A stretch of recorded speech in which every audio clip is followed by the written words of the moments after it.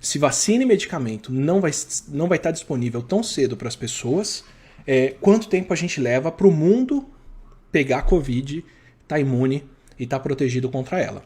Essa semana saiu o primeiro grande estudo fazendo esse tipo de estimativa, fazendo esse tipo de comparação. E o que eles dizem na falta de tratamento e na falta de vacinas, com os leitos de hospitais que se tem hoje disponíveis, no melhor dos cenários, levariam até o meio de 2022 para países de primeiro mundo voltarem a ter uma circulação normal de pessoas. Até lá, teriam que manter um grau de distanciamento social, alternando entre quarentena e outras coisas. Construir leitos de hospital acelera esse processo, desenvolver tratamento e vacina aceleram esse processo. Estamos tentando fazer isso ao máximo, mas é bom a gente se preparar e contar com um cenário realista, sério, que demanda mais atenção das pessoas. A primeira pergunta que me fazem, que eu não tenho a menor condição de responder, e a economia? Então, para responder essa pergunta, para falar o que é economia, eu trouxe a Mônica De Bolle, que é uma especialista em crises financeiras, atualmente é professora da Johns Hopkins University e também é pesquisadora sênior do Peterson Institute for International Economics. A economia é feita de pessoas em circulação. Essa falsa dicotomia entre saúde e economia, ela é falsa exatamente por isso, porque na quarentena você não tem pessoas em circulação porque você tem a quarentena. Mas se você deixar a quarentena para lá, relaxar todas as medidas e deixar as pessoas irem para a rua, elas ficam doentes e elas deixam de circular também. Não de imediato, mas um pouco mais à frente. Só que de Então, maneira mais irreversível, né? de maneira muito mais irreversível, exatamente. É muito essa escolha, né? Entre você fazer isso de uma forma controlada, que dá para retomar depois, ou deixar o pior acontecer e não ter controle sobre a extensão e o tamanho daquilo. Exatamente, é exatamente disso que se trata. Então, quem fica parado nesse falso dilema, mas a economia e a quarentena, vamos relaxar a quarentena para deixar a economia rodar, está deixando de ver à frente o que vai acontecer com a sobrecarga do sistema de saúde, com as pessoas não tendo atendimento, com a sensação de pânico que isso gera na população, com eventuais repercussões sociais, repercussões políticas e, obviamente, repercussões econômicas. Então, esse passo à frente, muitas vezes, é que as pessoas não fazem, mas que é preciso fazer. Assim, o impacto econômico ele vai existir de qualquer forma. Se alguém lá em Franca resolve retomar a fábrica, voltar a produzir calçados, né? Vamos voltar à situação normal.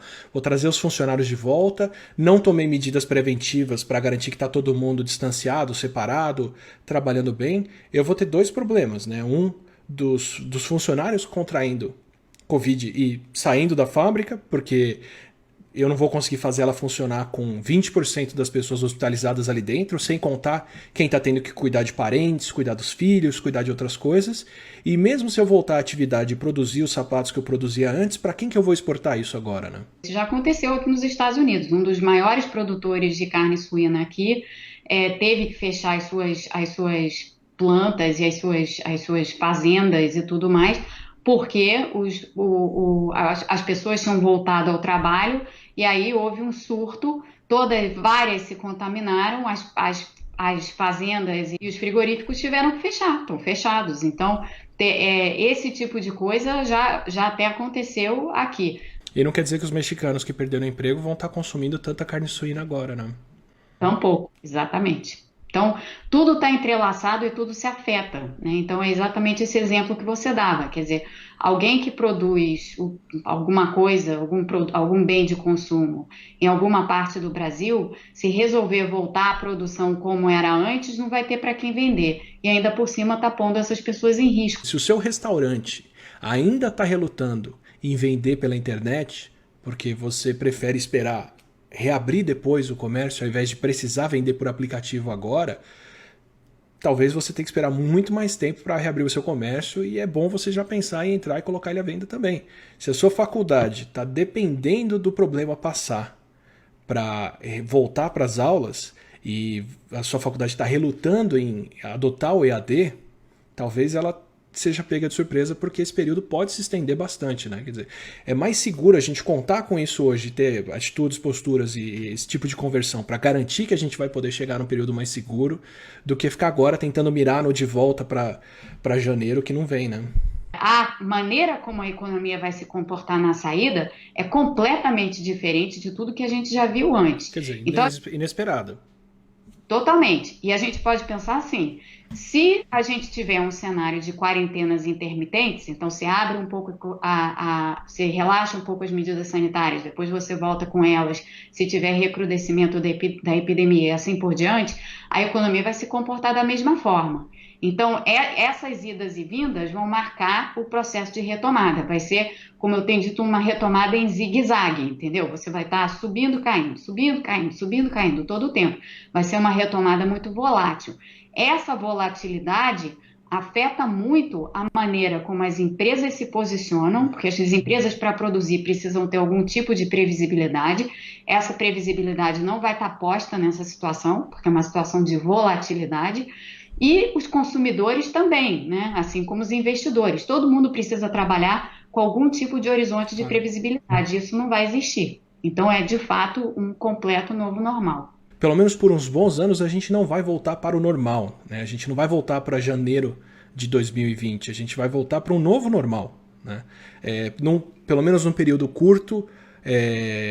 Eu espero que seja curto, talvez ele seja um pouco mais longo dependendo de tratamento, leitos e vacinas. Vai ser um período de novo normal com distanciamento social, com a gente tendo que usar máscara o tempo todo, tomar cuidado onde encosta o tempo todo, tendo que repensar e remanejar como vai fazer com as escolas, se vão abrir, se vão fechar, por quanto tempo vão abrir, porque para crianças a convivência é essencial. Não, crianças não são uma faculdade que eu posso fazer EAD sem preço. Sem comprometimento da educação delas, né? Mas mesmo depois disso ainda tem esse novo normal de passar por uma crise, das pessoas terem perdido emprego, renda e essa série de outros problemas, né? Por isso que surge essa necessidade de você fazer uma renda mínima, um programa de renda mínima. Por isso que surgem diversas outras necessidades na área de política econômica, exatamente para você poder dar sustentação àquelas pessoas que provavelmente não vão poder voltar a trabalhar tão cedo. Então é exatamente isso. Você acha que a China vai sair melhor dessa? Não, não acho. Eu acho que quem está pensando assim não está olhando de fato como se deu a inserção da China no mundo. A inserção da China no mundo se deu com a China sendo, digamos assim, um vértice fundamental nas cadeias de produção globais. E esse vértice hoje, ele foi posto em risco, né, depois dessa epidemia. Então, o que está acontecendo e naturalmente vai continuar a acontecer na economia mundial é uma reorganização dessas cadeias de produção para que haja, para usar um termo de biologia, para você criar redundâncias no sistema. Para você não ter que depender tanto desse elo central, né, desse eixo central que é a China. E naturalmente nesse processo a China vai perder algum espaço que tinha conquistado. Digamos assim, a reação natural. Pensando só, por exemplo, em indústria farmacêutica e como a indústria farmacêutica, a China é tão importante como elo de ligação de tudo, a indústria farmacêutica necessariamente vai se reorganizar nos diversos países, porque todo mundo está vendo a necessidade de ter algum tipo de autossuficiência, né? Uma questão de segurança nacional.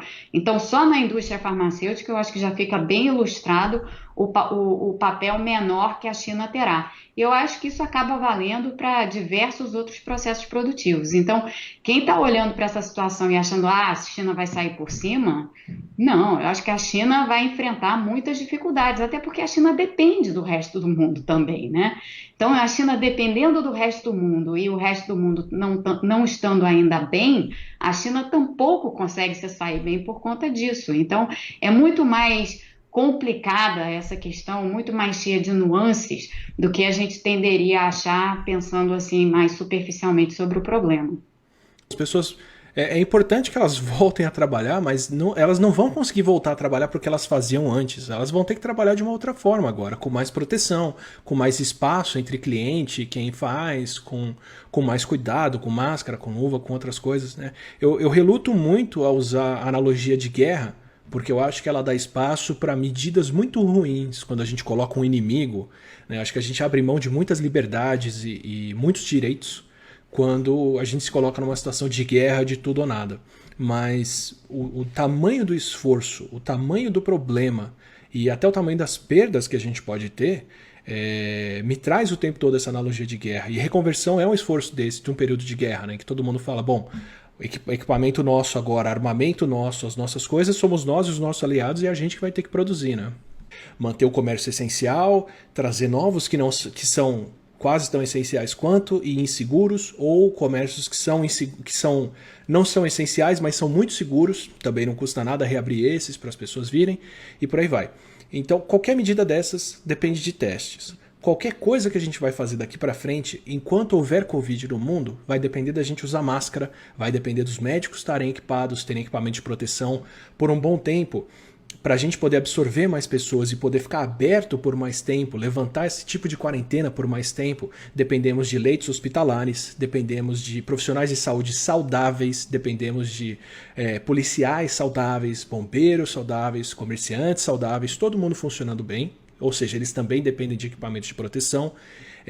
Então, assim, no mínimo, teste equipamento de proteção como máscara e para profissionais de saúde é uma coisa que eu sei que vai estar em demanda por muito tempo e uma demanda muito séria. Era preciso que os governos, e no caso o Brasil, já tivesse pensando em usar o parque industrial que tem, e aí de novo é a saúde conversando com a economia, o parque industrial que tem para que, por exemplo, na indústria têxtil, a nossa, que não é nem lá essas coisas, porque não é muito competitiva, mas a gente poderia converter a nossa indústria têxtil para produzir equipamentos em larga escala, equipamentos de proteção social, de proteção pessoal. A gente poderia converter a nossa indústria, que está toda mais ligada à engenharia, ou que tem esse tipo de expertise, para produzir respiradores mecânicos ou outros tipos de equipamentos hospitalares necessários para tratar do Covid. Então, tem um esforço aqui da saúde ligado à economia, em que você volta a economia para a área de saúde e, portanto, você mantém até um nível de operação econômica, fora todo o aprimoramento que a gente vai precisar ter em conexão de internet e tudo mais, né? Porque muita gente vai continuar trabalhando de casa. Então, é uma situação, assim, de mundo novo. A Covid está aí para mostrar que todo mundo depende de todo mundo e que você precisa ser atendido no hospital, você precisa ser atendido no supermercado, você precisa de alguém que entregue as suas coisas. Então, mesmo se você tem condições de trabalhar de casa, essas pessoas precisam ter boas condições de trabalhar nas ruas. E eu repito isso o tempo todo, a maneira que a gente tem de respeitar esse tipo de trabalho é justamente ficar em casa e garantir que essas pessoas vão ter condições de fazer o trabalho essencial delas despreocupadas, né? Não estão pondo a vida em risco, ou pelo menos não estão pondo a vida em risco mais do que o necessário. E mais do que ficar preocupado em quando isso vai acabar, a gente tem que estar preocupado em como isso vai acabar. E o como depende das nossas ações. Depende da gente fazer a quarentena agora, porque qualquer medida de reabertura daqui para frente, em qualquer futuro próximo, depende muito, muito do número de casos que a gente tem agora. Então, os lugares que pararam primeiro, que estão com menos casos agora, são os lugares que têm mais flexibilidade daqui para frente para voltar a reabrir e deixar as pessoas voltarem a transitar, circular, fazer comércio. A gente tem que ter a capacidade de inventar o que vai ser essa nova relação de trabalho, de produção, de consumo, de investimento, a nova economia que vai surgir necessariamente, já está surgindo, já está sendo construída agora, mas que pode ter maiores impulsos dependendo de políticas governamentais. A gente tem que virar o canal e pensar assim, esquece janeiro já era, ficou para trás, ano passado, a gente não vai voltar para esse mundo.